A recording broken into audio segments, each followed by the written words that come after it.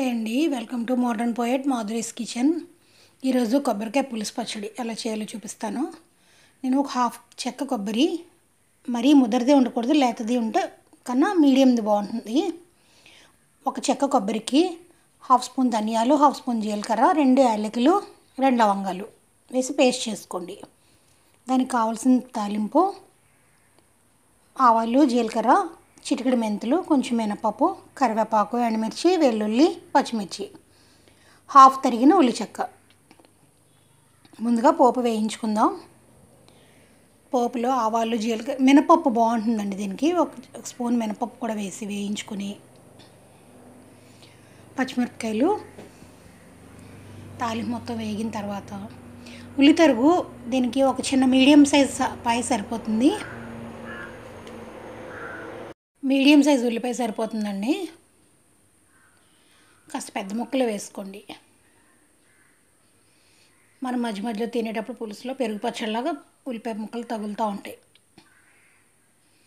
కాస్త మగ్గిన తర్వాత ముందు మనం పేస్ట్ చేసి పక్కన పెట్టుకున్నాం కదా, చాలా ఈజీ అండి. ఇడ్లీలోకి, దోశలోకి, రైస్లోకి చాలా టేస్ట్ వస్తుంది. తమిళనాడు, కేరళ అటు సైడ్ ఎక్కువ వెళ్తే వాళ్ళు కారా పులుసు అని ఇస్తారు. ఇదే కారం, ఒక స్పూన్ కారం, ఉప్పు మీ రుచికి తగ్గట్టు వేసుకోండి. చిటికెడు పసుపు కూడా వేసుకోండి. సాల్ట్ మీ రుచికి ఎక్కువ అవుతుంది అనుకోద్దు, పులుసు కూడా వేస్తాం కదా. బాగా వేగిన తర్వాత కొబ్బరి, చిన్న వెల్లుల్లి, 2 వెల్లుల్లి, చిన్న అల్లం ముక్క వేసి మెత్తగా పేస్ట్ చేసుకున్న పేస్ట్ ఇప్పుడు సిద్ధం చేసుకుని వేసుకోవాలి.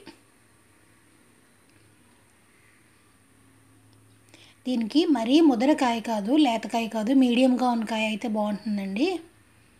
ఒక హాఫ్ చెక్క కొబ్బరి అయితే, మీడియం సైజ్ కొబ్బరి, ఒక హాఫ్ లీటర్ వరకు పులుసు తయారవుతుంది. చూసారా ఎలా వేగుతుందో?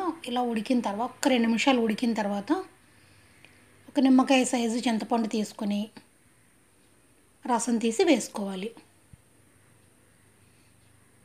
మీరు పులుపు ఎక్కువ తినేవాళ్ళు, ఇష్టపడే వాళ్ళు అయితే ఇంకాస్త పులుపు వేసుకోండి.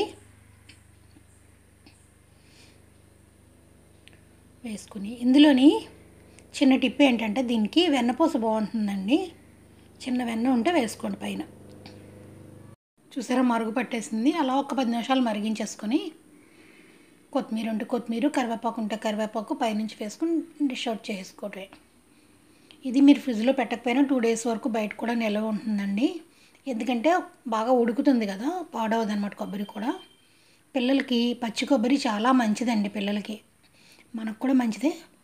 తరచుగా చేస్తూ ఉండండి. టేస్ట్ ఎలా వచ్చిందో చెప్పండి. మాకైతే కనీసం వారంలో ఒక్క రోజైనా చేస్తారమ్మ. చాలా టేస్టీ అండ్ హెల్దీ కొబ్బరి పులుసు. అన్నిట్లోనే కొబ్బరి, పచ్చి కొబ్బరి వాడమంటున్నారు కదా, దీనికి ఎండు కొబ్బరి ఎట్టి పరిస్థితుల్లోనే పనికిరాదు. పచ్చి కొబ్బరితోనే చేయాలి.